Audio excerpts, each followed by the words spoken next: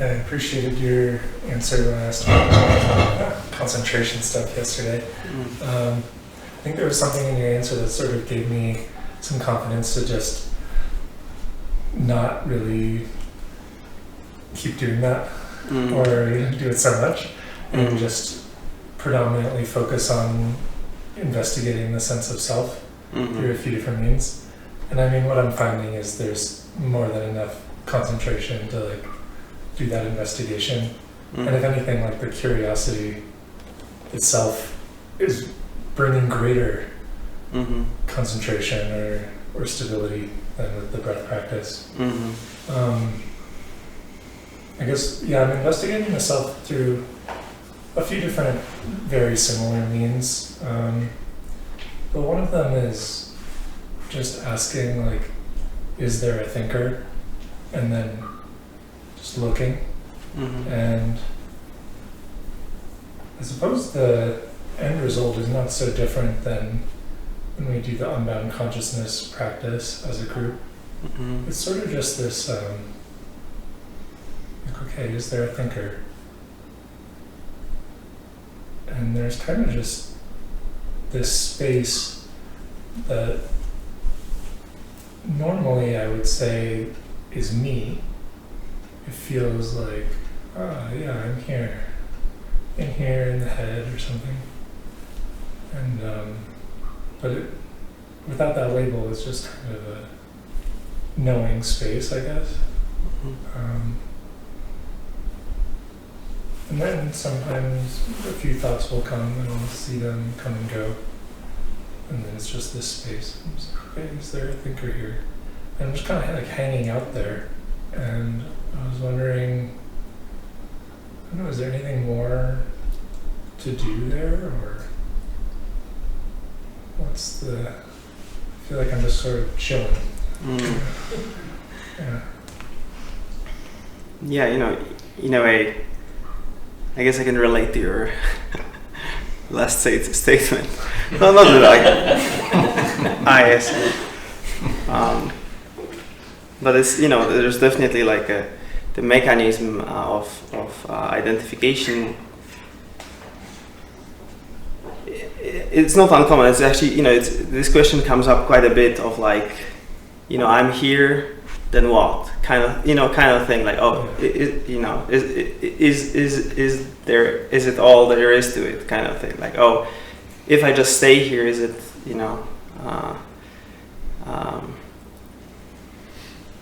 So there is this kind of, I would say, in the context of that practice, right? When you do it, just see those thoughts are just another thought that doesn't have thinker to it, and whenever there's any sort of arising, again, some sort of thoughts seem to have. For some people, right, like there's thoughts that are just like totally so-called mundane, right? Like, I like the falafel. I didn't like the falafel. Like just and they're like, it's falafel, no problem. But then there's a thought that says, if I just hang out in this thoughtless space, and it somehow just feels like it has a little bit more intelligence to it, because it's like, it's actually, I'm evaluating practice and I think it's good to do it. So within the context of this practice, like every thought is falafel thought, basically, like there's no like, you just simply let it, you just see, there's no one to whom it arises. There's just a sort of openness and kind of intelligence or like knowingness that is completely without subject and object to it, right? There's just that. You can have a look whether there's any subtle sense of something chilling in it. You know what I mean? Because if there's just chilling, that's good. If there's a chiller, might be a little bit, You know what I mean? Yeah, that's super helpful. There was something in there that you said that reminds me of it used to be kind of like a very explicit thought when I would do similar practices, Mm-hmm. but I'm wondering now if it's like still in the background, and it's this thought that like I'm just like, well, that space itself, like that's the knower of the thoughts. There is a knower, and that's it. So when people are like, well, there isn't a knower, I'm like, well, that's it. You know, there's yeah. It used to come up a lot. It hasn't come up this retreat, but I'm wondering if it's still kind of operating in the background. It's sort of, well, yeah, that's me. You know, that's me, the subject. Yeah. I mean, you know, but this can kind of reconstitute only as a thought, actually, right? Like without that, there's just the knowingness. Yeah. And it kind of like it is like a just subtle thought that kind of just pulls a little bit back, kind of wants to kind of contextualize it or just make you know just kind of something like a slight claiming of something. Oh, there is an knower, right? And but you know, it's just only when there's this pullback, and in this moment there's like, oh, you know, there's this kind of little sense of separation, but it's created through this thought, and kind of if it's believed, then you know it's kind of it goes from there. But if it's just the knowingness, you know, it's kind of like,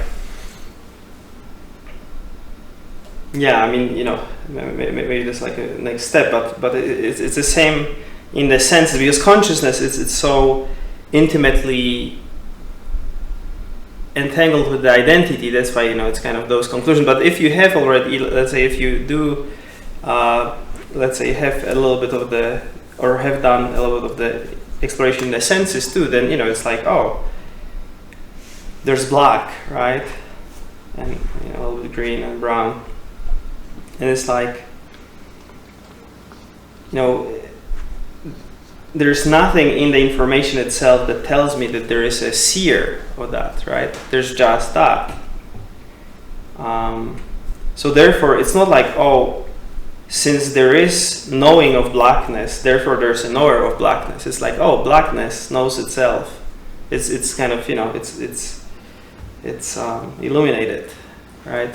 So in the same way, in the consciousness, you know, only if you pull back and think, oh, there's a knower of, you know, this thought becomes like, you know, like a little residence of identity for that moment, right? But if you let go of it, it's just like, oh. Yeah, it's kind of just putting a frame on the experience when the experience doesn't have any frame. Yeah. So I'd say in the context of this practice, I wouldn't worry about what's next, or it feels like it, you know, it couldn't be enough, or like it could, you know, like any of those thoughts, just recognize them as that, and just, you know, abide in this non-abiding, in this non-dual, because that's the thing, right? This is a non-duality within consciousness. When we see, there is no seer. When we see, there is no thinker of thought, and, you know, like all those, both thought and the sense of thinker and the thought that says there might be or might be not thinker. Like if you see this all as, oh, it's just one knowingness, then, you know, there's no one apart from it to kind of do anything about it. It's just it. So I think you can just chill in that. That's good. Cool. Yeah, thank you. Ian. This is, I haven't fully formed this question, but just that, so on this retreat and before, like, quite often spontaneously, in the visual field, there's just like it's like the bumpers or hood just gets lifted, and it's like the lights are on but nobody's home. And it's just the stuff that I see, that, like, that's it.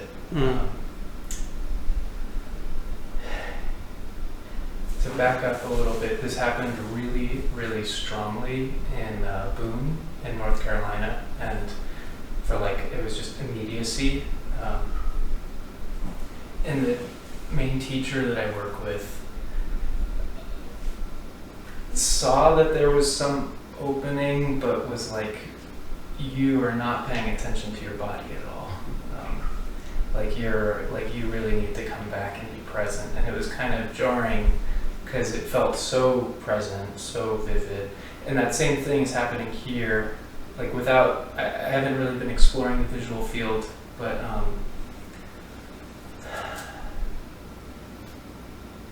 I guess my question is, when this happens, it's just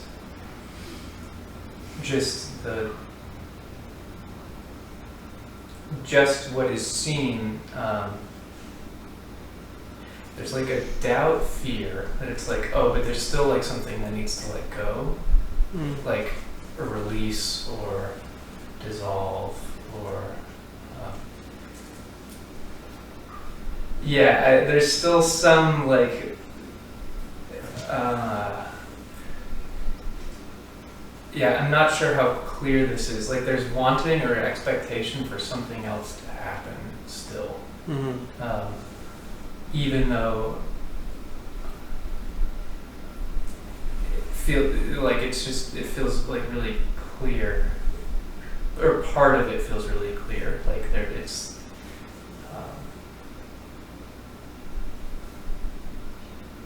when it's clear. Does that make sense? Yeah.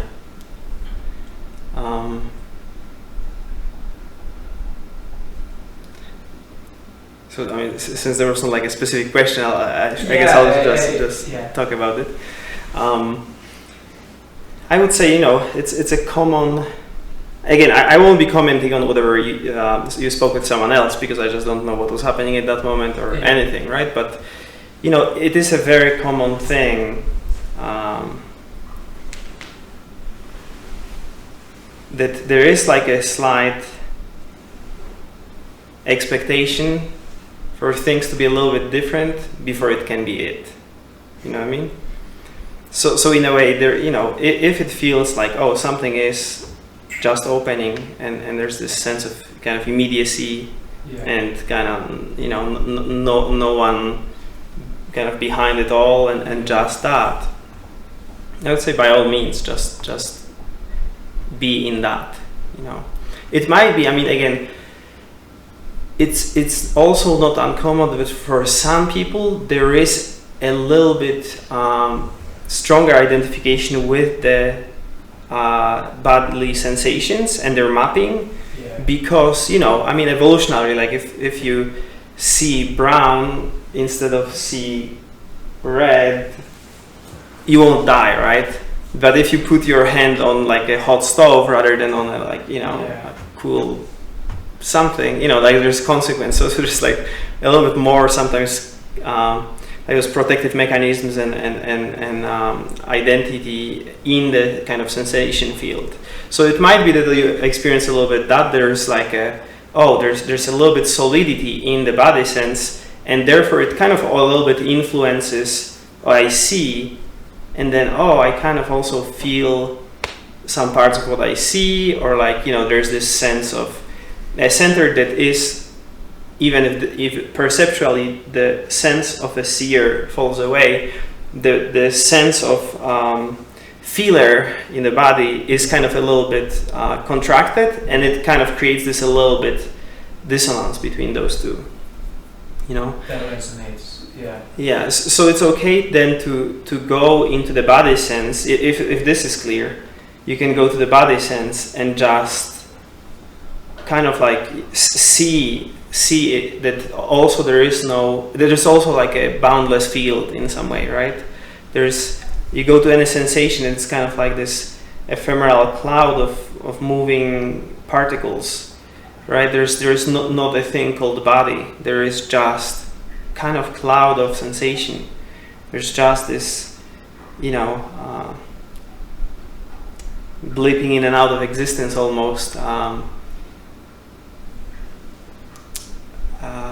undefined, not solid, unlocalized thing, right?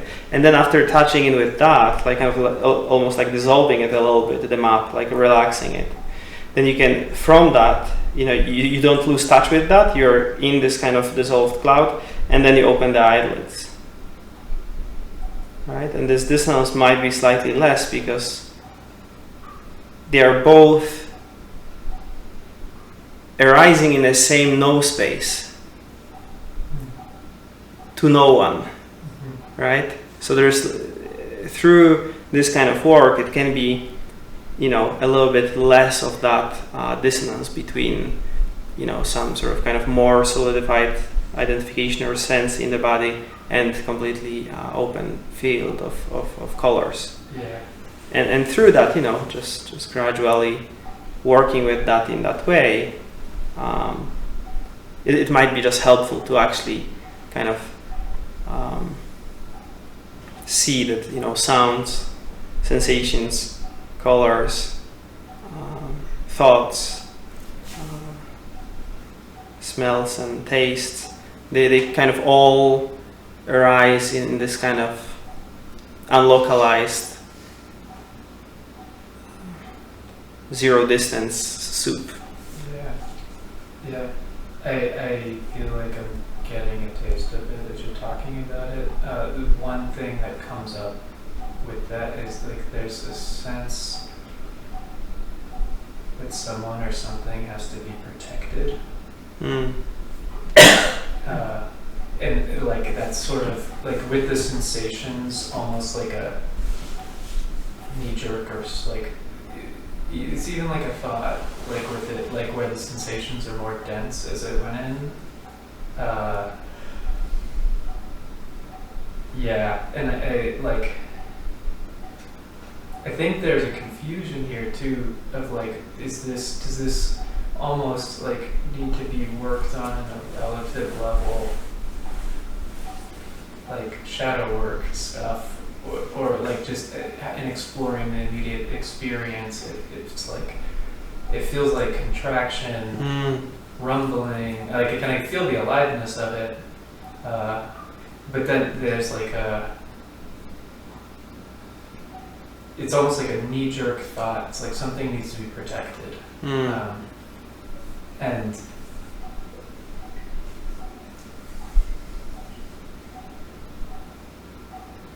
even though parts of my experience don't feel at all like they need to be protected. Yeah, I would say it's neither nor, really. It's not like either you have to... Did I say it right in English? Never mind. It's not like, either you have to focus entirely on working with like going into the shadow spaces if there's like some material, within it, or you have to exclusively focus on that. It can be both in a way. Like there's definitely, entering the sort of non-dual perception feels like more naked than naked, right? Like there's nowhere for any, it does bring things to the surface. Yeah. It can feel, a little bit, just like whatever still feels kind of unsafe can actually feel, quite unsafe if this process is unfolding. So definitely going back and just giving it that safety, with attention is perfectly valid. It's good to do always. But at the same time, it doesn't.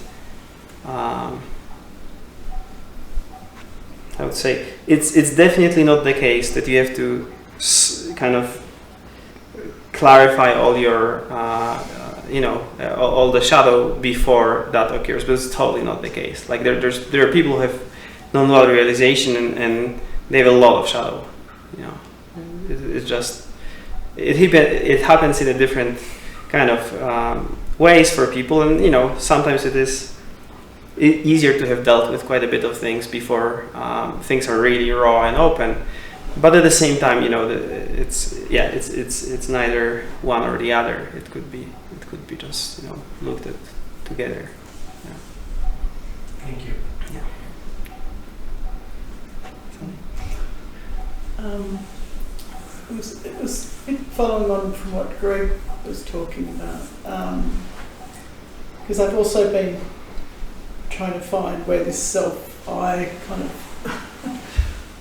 where it is, you know, and obviously you can't find it, but I always end up in the same, when I go sort of, the furthest I can get into it, it ends up like sensations around my lips, right? Tingling and just, and then also a slight feeling in my eyes, but sort of almost behind my eyes a tiny bit.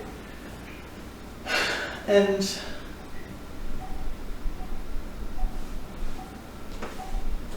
but associated with that, obviously there's no, you know, eye or self there, you know, it's just lips, they're tingling, you know.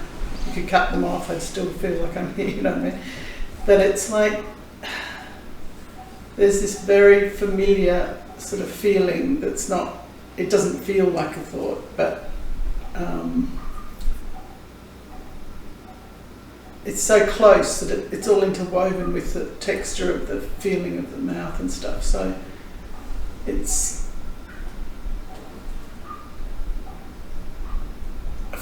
I guess what I'm hearing you say is that that is obviously another layer of thought, of like an association or some, but it's so enmeshed, I can't seem to, like you said, it's thinking about lunch or something, it's not, those thoughts are very sort of clear, but this is so, with the sensation in the mouth, that it's hard to realise it's a thought, you know, like I'm finding that I can't seem to, separate it or sort of, but then maybe what you were saying was you just feel the feeling and realise there's just a sensation, and like that's stop going to any association or something. Is that kind of what you're, so kind of get stuck there? Yeah, I mean, you know, like just you can directly inquire, go into the sensation in your lips, and just say, you know, just ask, what is it about this sensation that tells me anything about Sally? Right? Like, why do I make this leap? To there is sensation, but then there's like a leap that says, oh, something is enmeshed, something is, you know, like there's like the feeling of just doing it, then it's, there's the feeling of the sensation, and then it's almost a warm, familiar, reassuring kind of, I mean, I'm just plucking words here, but so where does it happen?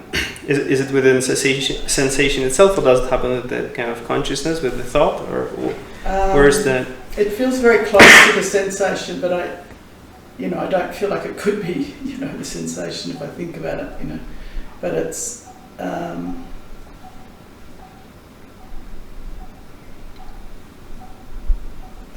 it's sort of, then it's all sort of like sensation down to here, and it's sort of all moving. If I go into it, it's not just the lips. Yeah. It's sort of, but it's got a kind of a tone to it that feels not positive, but sort of friendly and warm and familiar, sort of like a. I'm obviously not thinking these things when it's happening. I'm just trying to describe how it feels. It's not.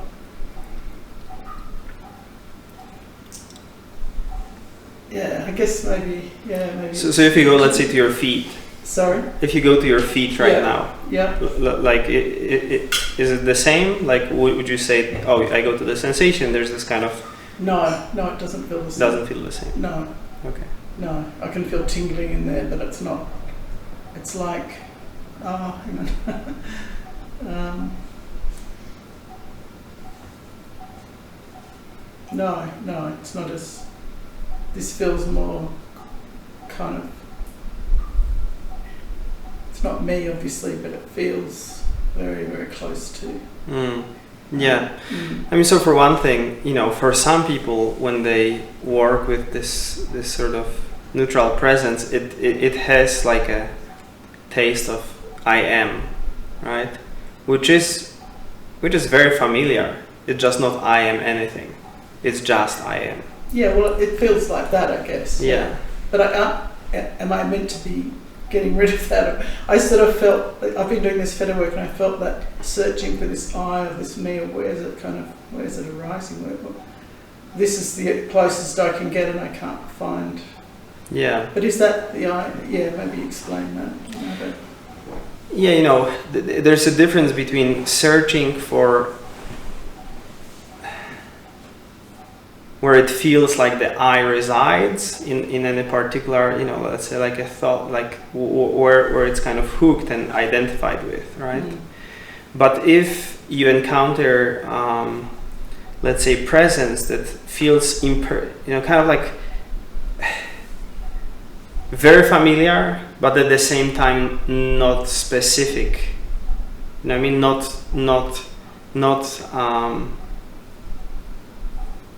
Yeah, it's a bit almost tending to the unbound consciousness thing. When I was just doing that, I was thinking, oh, well, that's a little bit like that, but yeah, actually, maybe all it is that when I'm focusing, looking for the I, that's creating the problem. Like I'm just thinking, when I was doing it then, I was thinking, oh, well, hang on, it's here now, and there's not really a problem with that, but. Yeah. Maybe my looking is created. Is that? Yeah, because it's. I think by now, like the non-finding is the finding, right? Yeah. So if you are not like caught up in thinking and just like very identified, then it does just turn into just a simple presence that is. Yeah, it's not fixated, yeah, but it's not that it's for some people it can feel just like sort of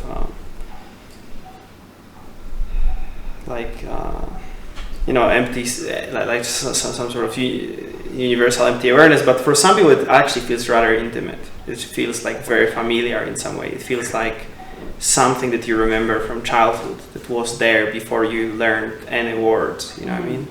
There's this sense of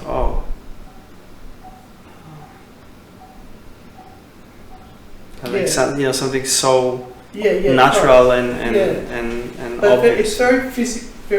There's a lot of sensation always involved, but not intense, strong, but it's always very kind of that's all interwoven. Well, that's fine, isn't it? That's fine. I mean, at least as long as you're not. Identifying with, because it's a different thing to say like, oh, I feel my lips, right? Or say like, oh, the sense of beingness is bleeding through the sense of tingling that is from this area. It's just kind of all intermeshed, right? Yeah, it's intermeshed, yeah. But it doesn't mean that there is any sort of Sally in it, right? Neither in the tingling nor in the... No, there isn't. Yeah. No. I guess it's always the same thing. You think, well, I'm not clear of this sense of being a person, so I keep looking and trying to find something to be free of that. Yeah, so that's why I guess I'm keep researching. Yeah, if something arises, right? Like if something arises and has the person taste to it, then by all means you can go and kind of just investigate it and look at it closely. Like, oh, is it actually really, is this thought actually telling me anything about here being a person or not? Or like so if there's identification, that's true. But it's not the case that you have to go look for problem to solve either, right? Like if there's just this kind of open, abiding in the sort of intimate space of presence, you don't need to go and find for like, oh, but wait a minute, because this mechanism itself starts to becoming like a little bit temporary residence of the identity, right? The kind of looking for. I have to, there's a time to when you're crossing a lake. There's a time to kind of be in a boat, right? But then when you are on the shore, you're not dragging the boat behind you, right? In a way, it's like there's a little bit different. Totally, yeah. So there's just like a different attunement in it. Yeah, maybe I am creating problems, yeah. By the way I can see, yeah. Yeah. Maybe so it's kind of it's just like relaxing. Relaxing. Yeah. Yeah. And there is a value into looking if like something comes up, or like if you're triggered, or like you react, and then like looking at the mechanism of it. Of course, it's helpful. But if you're in that space, it's not like you have to keep going, just searching for a problem to solve in it. Cool. Okay. Great. Yeah. Thank you. That's really helpful. Okay. Yeah.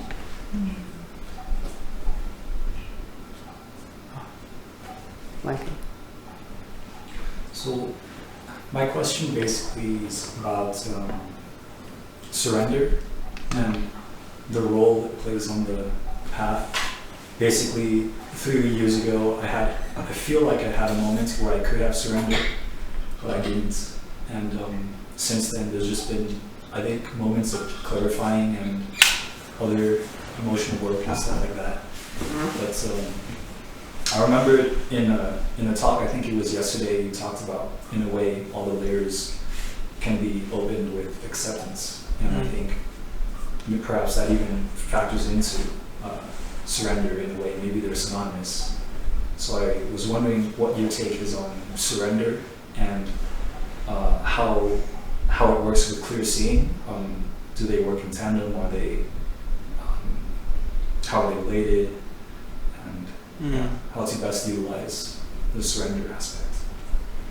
Yeah, I mean, surrender is one of those tricky things in some way, right? Like it happens. It's not like you can do it, but you can cultivate this sort of attitude of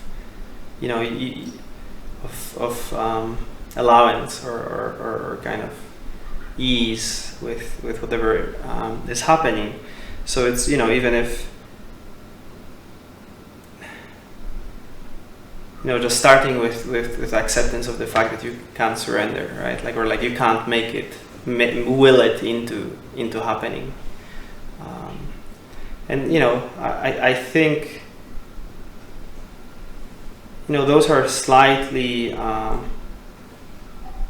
it's like a yin yang sort of symbol, right? Like it's a surrender and clear seeing are a little bit like that clear seeing is the sort of yang, the kind of active aspect that kind of goes and shines light on the mechanism of resistance and all of that, but at the same time it kind of needs the passive, the kind of yin aspect of kind of just allowing and not adding struggle into it. But I again it kind of happens when it happens, and it's when you say like, oh, there are 2 times that I maybe could have surrendered but didn't. It's like I understand that, but it's kind of like surrendering into the fact that you have no control, and you can't make surrender happen, and you can't make even clear seeing happen. You know what I mean? Like it's actually acknowledging that this process has its own sort of timing and its own wisdom to it, and it doesn't mean that we don't we don't look and we don't kind of offer our kind of sincere wish to kind of let go, like even it could be even a form of prayer, like for some people that works too, but at the same time it's kind of the prayer is more not let surrender happen, but rather thy will be done, right? Because this is the spirit of surrender, actually. The sort of not insisting to have it your way, however difficult it is. And trust me, I have I have surrendered only after I was defeated. I wouldn't surrender. I wouldn't go out, other than on the shield. It didn't occur to me ever. So I think you're kind of ahead of the game in that case. But there is a way of let's say doing natural meditation. Like you can just kind of did we do it? I don't remember. I think so. What wasn't second day, something like that? Was that unbound consciousness? Yeah. Anyway. Angelo? Yeah, with Angelo, I think we did. Yeah. Anyway, I thought we did. But anyway. It's kind of like that. Yeah. Yeah. It's just not manipulating with experience in any way, and just let it kind of clarify itself in a way. So this is like a potent practice for that too. And I think both Adyashanti and Angelo, they both sometimes talk about those two practices going in tandem for some people. Like there's the sort of natural meditation, which means not directing, not manipulating, not trying to produce anything, and just kind of almost like it's like a stone thrown into the lake, and just the gravity itself just pulls it down. It doesn't need to do anything, right? So in the same way, just this kind of allowing your experience freedom entirely, and simultaneously, doing some inquiry and kind of more looking an inside aspect that shows you what are the patterns that still try to control everything, or try to claim identity, or what is it that still needs to be seen. So those two work beautifully together, but things also have their own timing, and surrendering the control over it too is part of it. Thank you. So I'm not sure if it's helpful at all, but it's one of those things. Like surrender is nothing you can understand and perform. In some way, there is like a inner.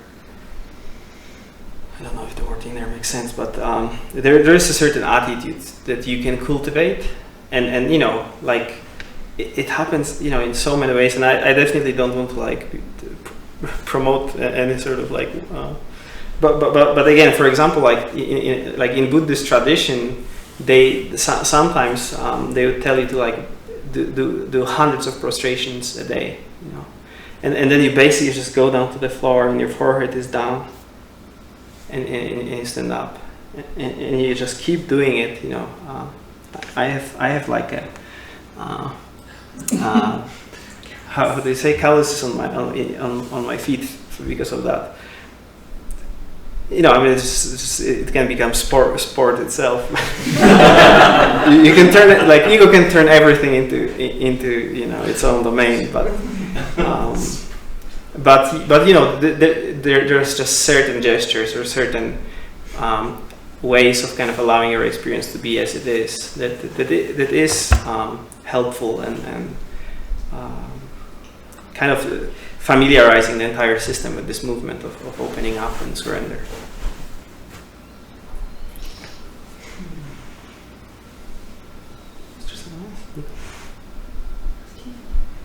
Well, a question on the visual field, which I continue to investigate. Yeah.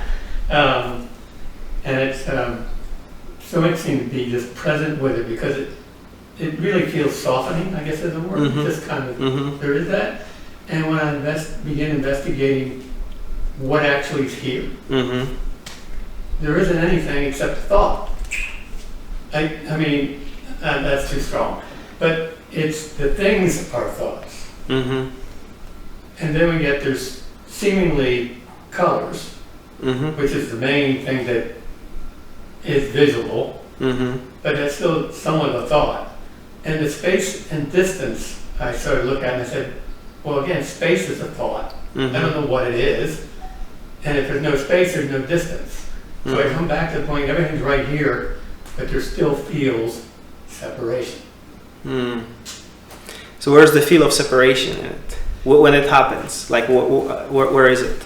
But it still feels like something is there.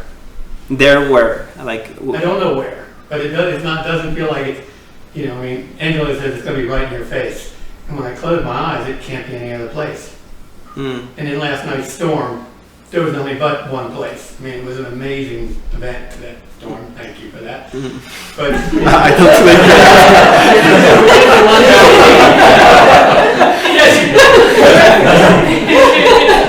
we didn't do unbound consciousness. Yeah. That was a storm. I mean, it's just there's a feeling about it because the difficult part is that there's no here, so how can it be a there? Mm-hmm. Mm-hmm. And all these words come, Yeah. yet there's still seeing the Mm-hmm. Yeah. separation. And, it's allowing, the softening, it's allowing this that is appearing to be this way instead of me going out. And the me isn't here, but it's just allowing whatever's here to be present. Because as I close my eyes, that's all there is right here. Everything's right here. Mm-hmm. Anyway, so. Yeah.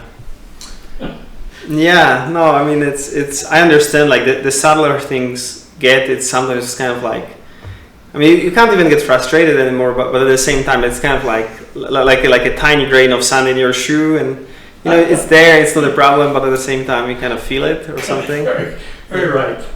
Two grains of sand. No. Yeah. Yeah, I mean, there's different ways of working with the visual field. Yeah, one is just completely spread the vision, right? Like completely open, and then see, where is, where's there any border between, all the colors and textures, and any apparent sense that something could be even separate from it, right? Where at all could that be, right?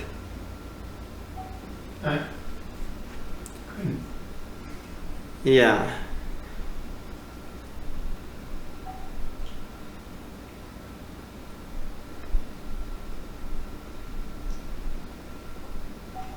Then in like Dzogchen Mahamudra traditions, they have this exercise that they say, like, you look at the visual field as if you would be looking in a mirror right in front of your face, that is reflecting something that's behind you, right? And you see it just like, there's a mirror there, and it kind of reflects stuff, and it's, the mirror is utterly flat. That's our kind of intellectual knowledge of that workings of that thing. In the same way, you just look at this whole display, and it's just kind of, there is no distance in it. There is no, or like look at the whole thing and investigate. How am I sure that anything is closer or further than anything else, without referring to a kind of knowledge of sizes and like, oh, I know how big human is, and how, like, just the colors themselves, nothing else. Is there anything that could be closer and further in a mirror?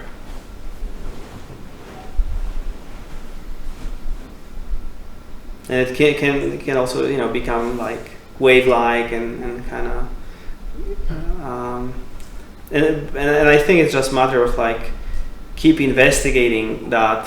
But also, I mean, trying to also, if all those things are just kind of clear to you, but yet there is like a tiny remaining some sense of separation, I would also just investigate directly, where is that?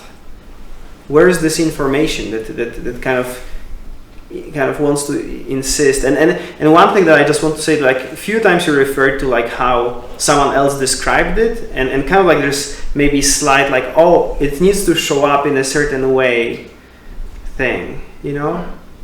And I would just be aware of that, drop that, and be like, okay, let's just investigate, like in this mirror-like appearance, how could there be further and closer, right? And kind of keep investigating. And if there's any sense of like, oh, separation, it's like, okay, go right into it. Is it in thought? Is it in the body? Is it in the field? Where is it, right? And kind of just see where it kind of tries to hide or. It's a good term. Hide. Okay. Yeah. Helpful. Just keep playing with it. Keep playing with it. Yeah. It's actually, there were moments yesterday where actually, the resistance started showing up, which it did, and frustration on the walk. And I just started laughing because I had a lot of that. But then I came back and did practice again. So it is interesting. And it really is that this can fool as much as it does. It's really quite amazing. So, but I'll keep at it. Yeah. Cool. So when I heard your answer to Sally's question, I was wondering a little bit, when doing self-inquiry and resting in unbound consciousness, at what point do we open the sense gates and let other senses become the center of our attention? For example, with hearing, like I really don't know what to do with the crickets or the tree frogs.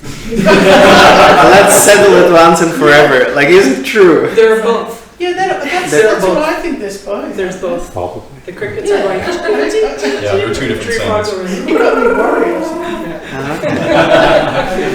But they're not actual frogs, right? Yeah. They are frogs? Yeah. Oh, Yeah, sound like frogs. Right. Let's just call them all chirpers.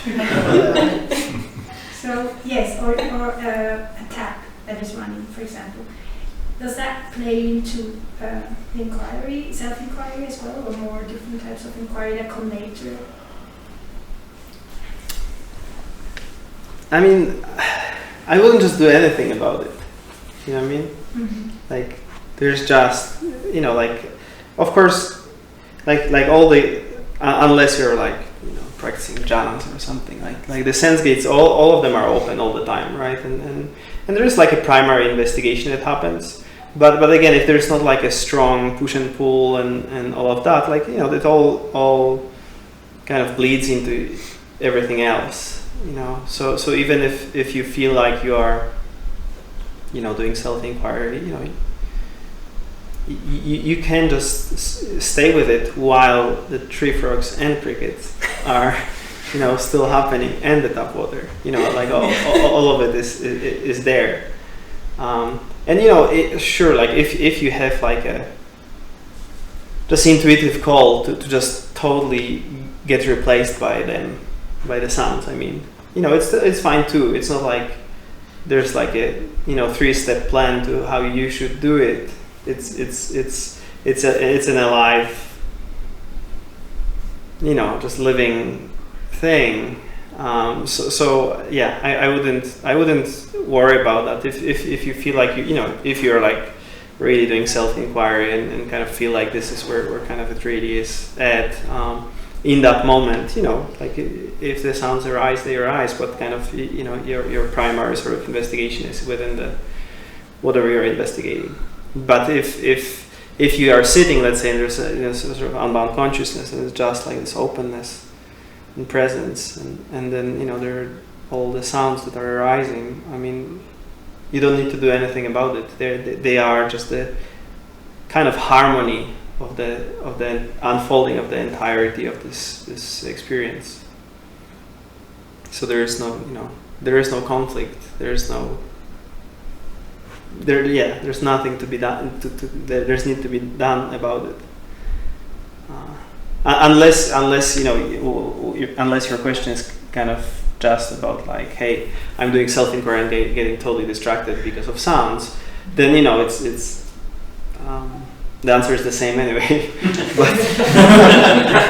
it's basically just allowing the experience to kind of be what it is. And isn't it beautiful to actually inquire with the tree frogs, like just the whole thing,